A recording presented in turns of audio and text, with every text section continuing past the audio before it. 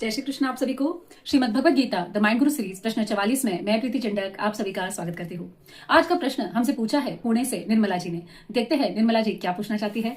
निर्मला जी पूछती है, मन बड़ा चंचल है, इसे गीता जी की मदद से काबू में कैसे रखे। देखा जाए तो प्रश्न बड़ा ही सुंदर है और सर्वमान्य भी है। श्रीमद् भगवद गीता के 6 अध्याय के 34वें श्लोक में अर्जुन ने भी यही सवाल भगवान कृष्ण से किया था। इसी के जवाब में भगवान ने भी गीता जी के द्वारा अर्जुन का मार्गदर्शन किया था। इसलिए 6 अध्याय के 35वें श्लोक में भगवान कहते हैं कि मतलब अर्जुन को जवाब दे रहे हैं कि यस, मन बड़ा ही चंचल है, इसे काबू में करना भी बड़ा कठिन है, लेकिन वैराग्य और अभ्यास से इसे वश में किया जा सकता है। अब जब साक्षात प्रभु वाणी है, भगवान श्री कृष्ण हमसे कह रहे हैं, तो हमें भी इसका जीवन में अवलंब करने का प्रयास करना चाहिए। अब देखा जाए तो सब सुकर्म कुकर्म यह सब मन की चंचलता की वजह से ही होते हैं। हम भी बहुत बार देखते हैं कि हम जीवन में कुछ संकल्प करते हैं, फिर मन नहीं था, मन नहीं हुआ, आदि इत्यादि कारण मन के देकर हम इस जो संकल्प है यह पूरा नहीं कर पाते हैं। मतलब इसी मन की दुविधा से या चंचलता की वजह से हमारे संकल्प भी पूरे नहीं हो पाते। भगवान ने 6 अध्याय के 35वें श्लोक में कहा कि मन को काबू में रखना कठिन है लेकिन नामुमकिन नहीं। मतलब इसको काबू में रखने का एक उपाय भी भगवान ने बताया है और आगे भगवान इसका जो है वो इसे बहुत ही सिंपल तरीके से हमें समझा भी रहे हैं। अब भगवान जब 6 अध्याय के 35वें श्लोक में अभ्यासेन तु कौन्तेय वैराग्येन च गृह्यते, इस श्लोक से मतलब यह कहने के पीछे भगवान का यह विशेष उद्देश्य है कि अर्जुन की माता जो कुंती जी है वह बहुत ही विवेकवती तथा भोगों से विरक्त रहने वाली महिला थी। इसीलिए तो उन्होंने साक्षात परमपिता परमेश्वर से सभी सुखों के बदले दुख मांगा था ताकि वो भगवान को याद कर सके, और यही वरदान उन्होंने भगवान से मांगा था। और विपत्ति का जो मांगा था, जो हम अभी इतिहास में या वर्तमान में भी हमें ऐसा अनुभव या ऐसे लोग बहुत कम मिलते हैं, मतलब ऐसे विपत्ति भगवान से ही मांगने वाले, तो यही भगवान से कुंती ने मांगा था।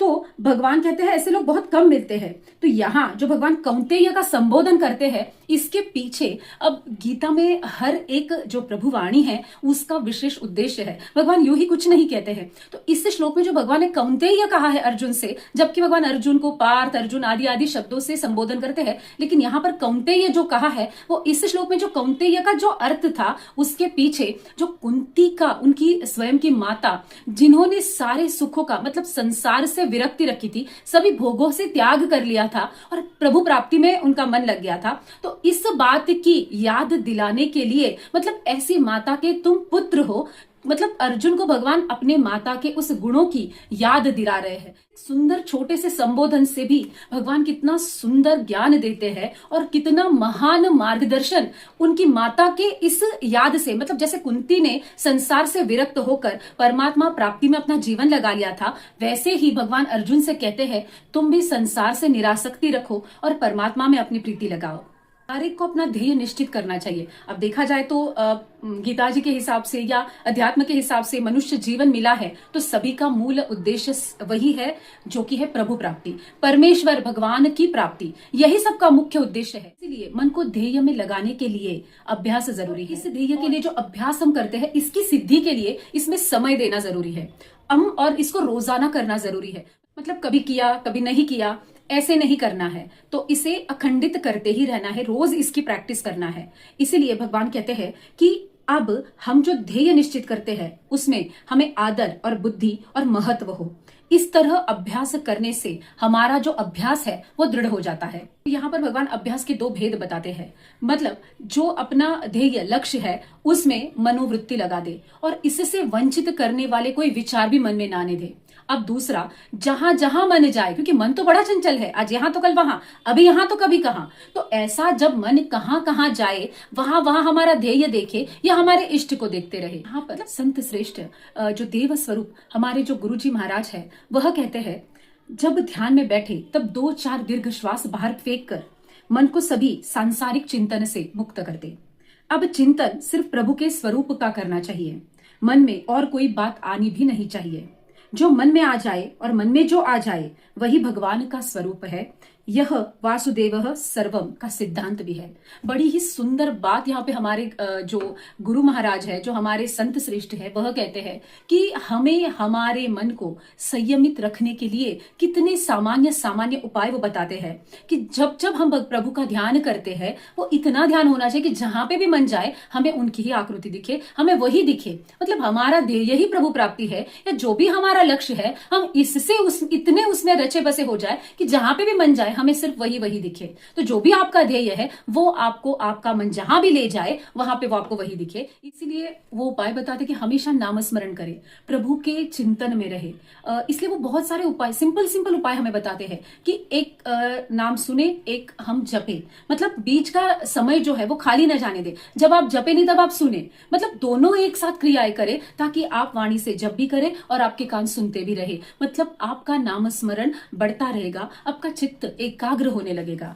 नाम हम मन से जपते हैं, उनकी मन में ही गिनती करें। मतलब ना कि माला ले, ना काउंटर ले, ना कुछ, सिर्फ उनकी मन में ही गिनती करते रहे, ताकि आपका ध्यान आपकी जाप की तरफ भी होगा और उस जाप की जो काउंटिंग है उसकी तरफ भी रहेगा। तो यह हमें मन के एकाग्र करने के अनेक अनेक संत श्रेष्ठ उपाय बता रहे हैं। अब और एक उपाय वो ये बताते हैं कि एक मन में नाम रखे, दूसरा नाम वाणी से जपे। जैसे अगर हम वाणी से राम राम जप रहे हैं तो मन में हमारे चिंतन कृष्ण कृष्ण का होना चाहिए। मतलब दो नाम हम एक साथ ले रहे हैं, ऐसा इसका अर्थ होता है। और यही जो है वो हमारा मन एकाग्र प्रभु में लगाने का तो हमारा प्रयास है वो भी सफल हो जाता है।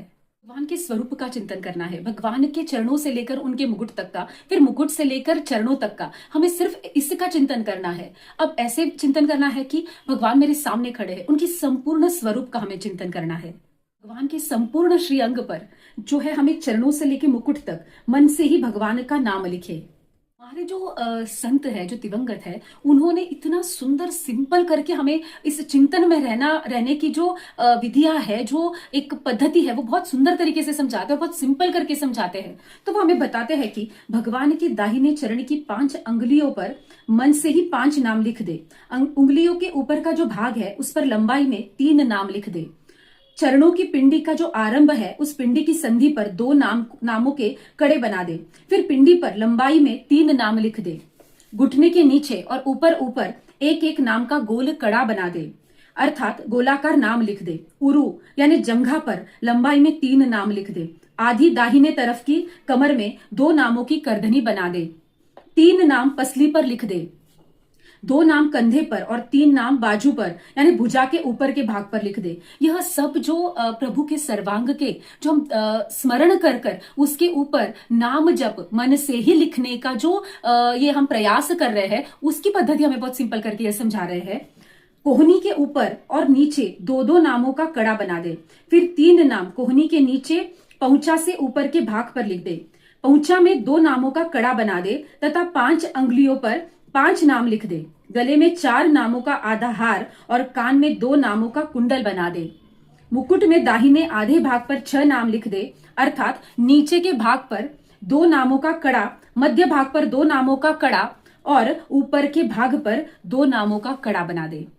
तात्पर्य यह हुआ कि भगवान के दाहिने अंग में चरण से लेकर मुकुट तक 54 नाम अथवा मंत्र आने चाहिए और बाएं अंग में मुकुट से लेकर चरण तक 54 यानी 54 दोनों तरफ हम जो नाम लिख रहे हैं उसे, जैसे मैंने पहले कहा कि हमें गिनना भी है।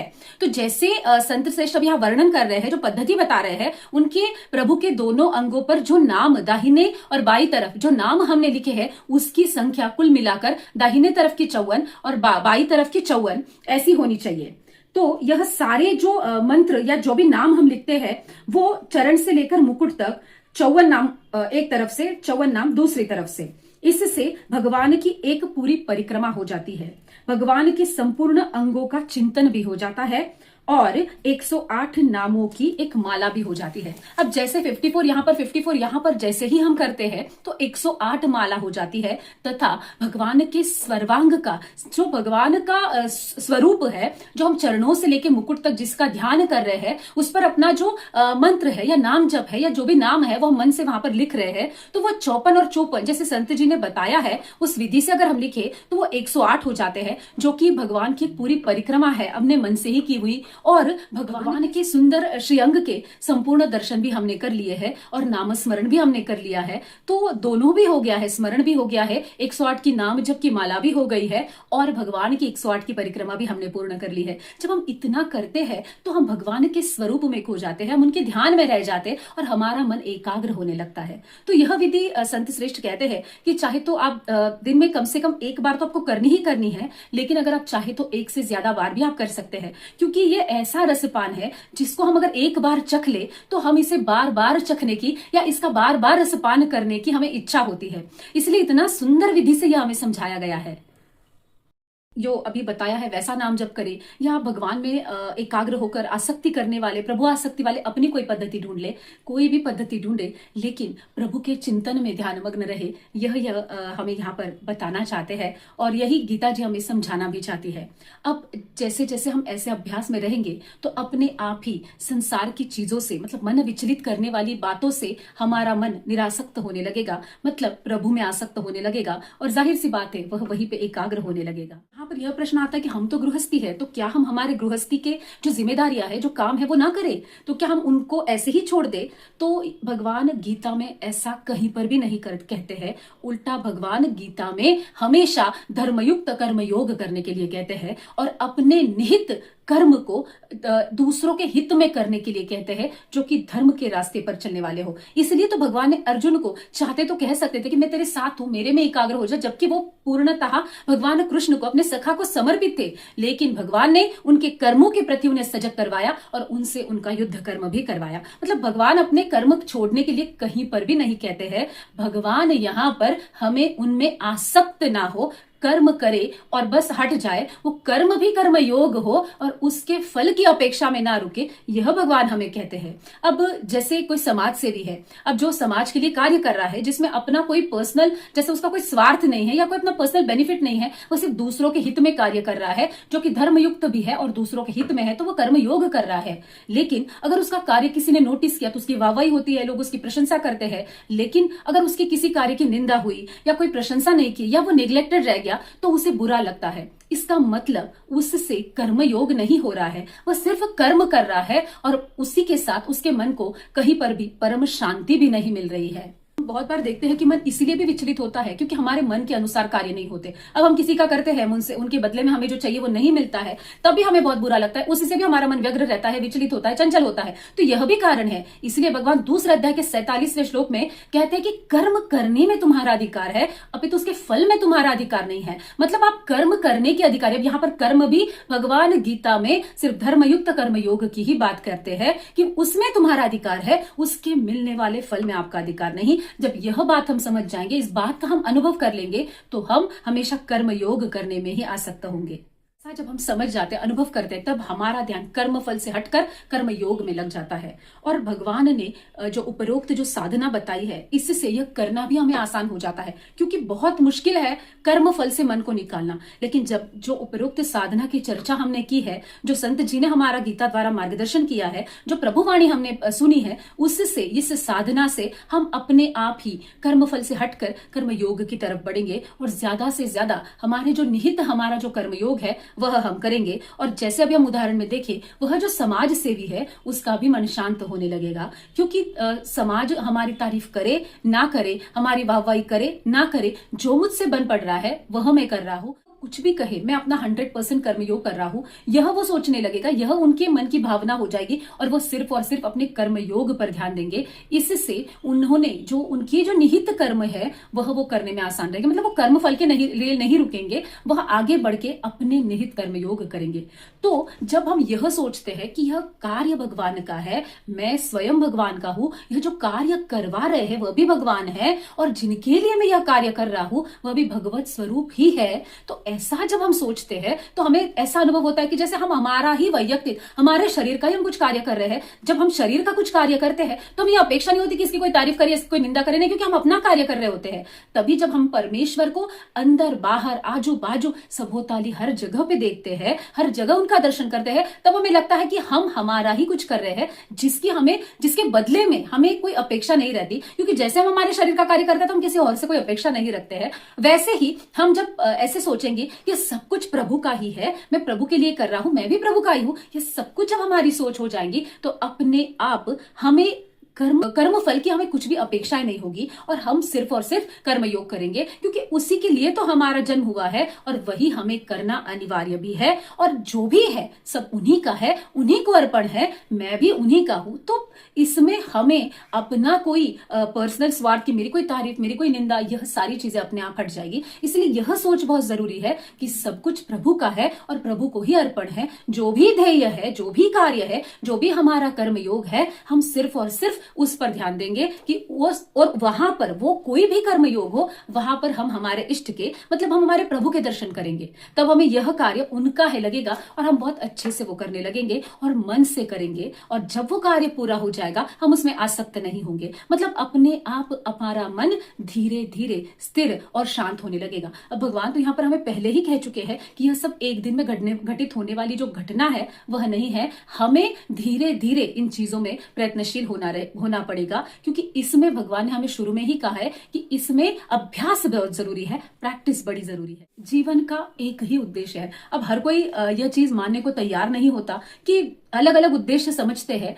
अब जो भी उद्देश्य जिसका भी रहे, लेकिन जो मुख्य उद्देश्य है वह है प्रभु प्राप्ति। और जो भी कार्य आप करें, जो भी ध्येय आपका हो, यह समझिए कि इससे मुझे प्रभु प्राप्ति होगी। अब यह बड़ा ही गहन अर्थ है इसमें। अब कोई कुछ व्यापार कर रहा है या कोई कुछ जो है वो जॉब कर रहा है या कोई विद्यार्थी अभ्यास कर रहा है, तो इसे अपनी पूजा माने। आरंभ में ही भगवान ने कहा कि इसको महत्व दे और इसमें जो है वो अपनी पूजा माने, अपनी भक्ति रखे, तो अपने आप यह प्रभु का कार्य हो जाएगा। प्रभु का कार्य कोई भी ऐसे नहीं है कि आपको सिर्फ पूजा अर्चना वही करना है। आपको प्रभु का कार्य करना मतलब दूसरों के हित में जो भी कार्य आप करते हो जो कि धर्मयुक्त है, वह सब प्रभु का कार्य है। गीता जी के अनुसार बहुत ही सिंपल भगवान बताते हैं, जो जो धर्मयुक्त कर्मयोग करते हैं वो सब मुझे समर्पित है, वह सब मुझे ही मिलता है। तो भगवान यहाँ पर बहुत ही सिंपल चीज समझाते हैं कि जो भी आप कर्म कर रहे हो उसमें सिर्फ और सिर्फ प्रभु प्राप्ति एक ही उद्देश्य हो। मतलब हम अभी अगर गृहस्थी है, बहुत ही सिंपल समझते हैं कि ये कार्य मैं कर रहा हूं या कर रही हूं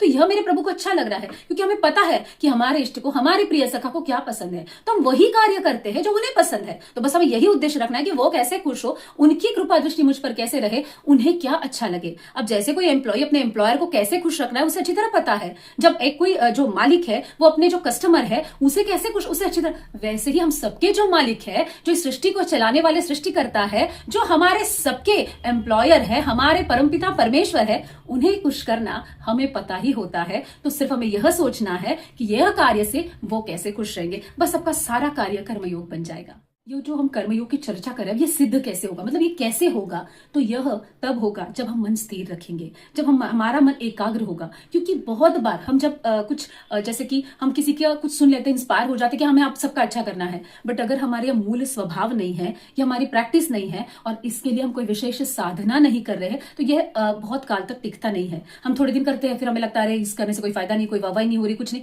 क्योंकि मन बड़ा चंचल है, जो कि हम उसी की भी चर्चा कर रहे हैं। तो वहां पर भी हमें बुरा लगता है कि यार मैं इतने दिन से सबका अच्छा कर रहा हूं, मुझे तो कुछ रिटर्न में मिल ही नहीं रहा है। बट हमें पता नहीं है कि हमारा जो अकाउंट है वो डायरेक्टली भगवान के बैंक में है, वहां पे उसका जो है वो अकाउंटिंग चल रहा है, वहां पर हमने खाता खोला है। तो हमें यहां वहां अपेक्षा करने की जरूरत नहीं है, लेकिन हम बड़े चंचल है क्योंकि हमारा मन काबू में रखने का हमने कोई अभ्यास नहीं किया, कोई जतन नहीं किया, तो हमें यह चीज हमारी समझ में नहीं आएगी और हमारे हमसे यह सिद्ध भी नहीं होगा। सिद्ध होने का मतलब है आमरण, यह आपके प्रैक्टिस में होना। इसलिए कर्म योग सिद्ध करने के यहाँ पर सिंपल उपाय भी भगवान बताते हैं। अब जब प्रश्नकर्ता ने गीता जी से इस सवाल के जवाब को सुनना चाहा है, साक्षात प्रभुवाणी सुननी चाहिए है, तो भगवान भी उन्हें साक्षात इस चीज का जवाब दे रहे हैं, मार्गदर्शन कर रहे हैं। और प्रश्नकर्ता भी हर चीज का ध्यान रखे कि यह करने के लिए अपना आहार और विहार सात्विक रखे। मतलब जो भोजन हम करते हैं उसी से हमारा मन बनता है। अगर हम बहुत ज्यादा तीखा चटपटा ऐसा भोजन करते हैं राजसी का, तो हमारा मन चंचल होता है। अगर हम कोई मांसाहार या जो भी है वो अधर्म वाला भोजन करते हैं, तो हमारी तामसिक प्रवृत्ति, मतलब लोगों का बुरा करने की, बुरा चिंतन करने की प्रवृत्ति बढ़ती है। किसी का अच्छा होते हुए हमारा मन देख नहीं सकता है, विचलित हो जाता है, और वही सारी जो कारण है वो हमारे मन के विचलित होने के होते हैं। तो अपना आहार और विहार सुधारे, और जिसको जैसे प्रश्नकर्ता को यह इच्छा है कि उनका मन काबू में रहे, शांत रहे, एकाग्र रहे, तो वो अपने आहार और विहार को सात्विक रखे, ऐसी जगह जाए जहां पर उनका मन शांत हो, जहां पर प्रभु प्राप्ति के उपाय बताए, जहां पर उनका मन सकारात्मक रहे, दूसरों का कल्याण करने का विचार मन में, ऐसी जगह ही वो जाए। ऐसी कोई जगह वो नहीं ना जाए जहां पर उनका मन भटके, जहां पर उन्हें दूसरे गलत विचार आए। इसीलिए अपना आहार और विहार सात्विक ही रखे। हमेशा आत्मनिरीक्षण करे, मतलब अध्यात्म करते रहे, अपना आत्मा का चिंतन करते रहे, मतलब मैं क्या गलत कर रहा हूं, मैं क्या सही कर रहा हूं, इसका हमेशा काउंट रखे अपने पास। हमेशा रात को ये प्रैक्टिस करे कि मैंने आज क्या गलत किया, क्या सही किया। सेकेंड डे उस गलत की संख्या कम कर ले, अच्छाई की संख्या बढ़ा दे। तो यह प्रैक्टिस करते रहे, हमेशा आत्मनिरीक्षण करे। जैसे हमने अभी कहा कि कौन सा कार्य मेरे प्रभु को अच्छा लगेगा, वही कार्य मैं करता रहूं, करती रहूं, ऐसा कार्य करना शुरू कर दे। और जो प्रभु को नाराज करे, उनकी कृपा के अपात्र हमें बनाए, वो कार्य करना छोड़ दे। तो वह कार्य की गिनती करने के लिए हमें आत्मनिरीक्षण और आत्म परीक्षण करना जरूरी है। और यह सिर्फ और सिर्फ हमारे अध्यात्म से हो सकता है, मतलब जब हम स्वयं को जान पाते हैं, वह है योग के द्वारा, जो कि गीता जी हमें समझा रही है। उसकी विधिवत वर्णन हमें 6ठे अध्याय में भगवान कृष्ण हमें कह रहे हैं, बता रहे हैं, वह हमें फॉलो करना बड़ा जरूरी है। अब मन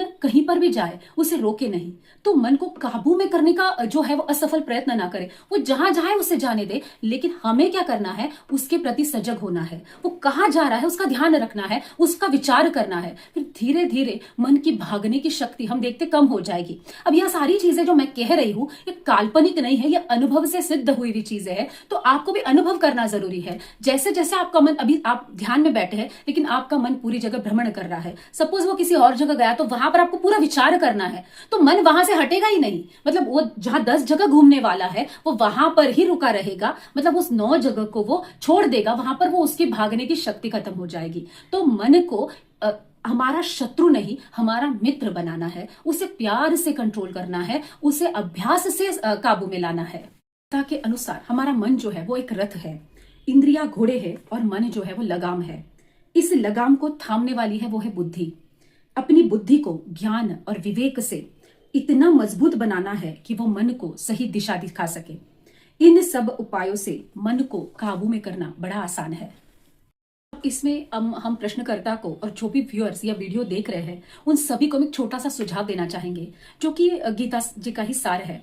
धीरे धीरे शुरुआत करनी है। अब जैसे कि पूरे दिन में 10 मिनट मौन रहे, 10 मिनट भगवान का चिंतन करें, या जो मौन रह रहे हैं वहीं पर आप चिंतन करें। अब अगर आप चिंतन ना करना चाहे तो कम से कम 10 मिनट मौन रहे, ताकि जैसे ही आप मौन रहते हो, आप अपने आप से ज्यादा बातें करते हो। तो यह धीरे धीरे जब आप प्रैक्टिस करोगे, आपके मन में यह जो है ये सारे अनुभव आने लगेंगे और आप इन्हें करते रहोगे। अब प्रश्नकर्ता ने ये समाज हित में जो इतना सुंदर प्रश्न पूछा है, जिसको हम आज संकल्प से सिद्धि यह भी कहेंगे कि जो हमने संकल्प किया है वो गीता जी के मार्गदर्शन से हम सिद्ध भी कर सकते हैं। क्योंकि बहुत सारे संकल्प हम ले लेते हैं और हम लोग पूरे नहीं कर पाते। तो यह जो संकल्प से सिद्धि है, यह जो बात है, यह हम जो प्रश्नकर्ता ने इतना सुंदर प्रशंसनीय प्रयास किया है, जो प्रभुवाणी से इन्होंने इसका उत्तर सुनना चाहा है, वह संकल्प से सिद्धि हम गीता के मार्गदर्शन से ही कर पाएंगे, जो कि हमने अभी उपरोक्त चर्चा भी की है। तो हम सभी को अपने संकल्प सिद्धि के लिए योग करना जरूरी है। और जिस सुंदर सुंदर विचारों की, जो विषयों की, जिन बातों की और जिन सुझावों की चर्चा हमने की है, उसका जीवन में अवलंब करना भी जरूरी है। तो निर्मला जी, आपको आपके सवाल का जवाब मिल गया होगा, ऐसे मैं आशा करती हूँ। धन्यवाद।